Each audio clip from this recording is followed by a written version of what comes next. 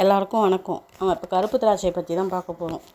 கருப்பு திராட்சை வாங்கி அது மேலே அந்த ஒயிட்டாக இருக்குல்ல, அதெல்லாம் போகிறதுக்காக கல் உப்பும் கொஞ்சம் மஞ்சத்தூளும் போட்டு தண்ணியில் கொஞ்சம் நேரம் ஊற வச்சு வாஷ் பண்ணி எடுத்து வச்சுக்கிங்க.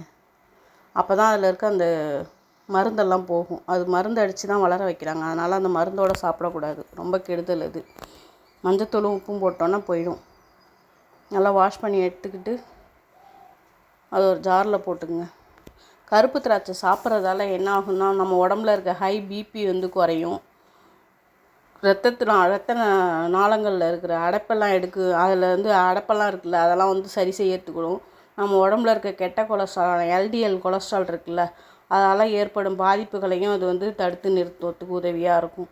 அதனால் முடிஞ்ச வரைக்கும் நம்ம கிரேப்ஸ் கிடைக்கிறப்ப ஃப்ரெஷ்ஷாகவும், கிடைக்காதப்ப காஞ்ச திராட்சையாக இருக்குல்ல, கருப்பு திராட்சை சீடோடு இருக்கும்ல, அதை வாங்கி சாப்பிட்ணும். அப்போ தான் ரொம்ப நல்லாயிருக்கும்.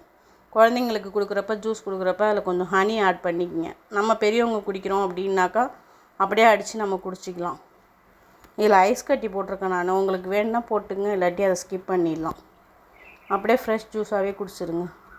சுகர் ஆட் பண்ணாமல் குடித்தாலே நல்லாயிருக்கும். தேங்க்யூ.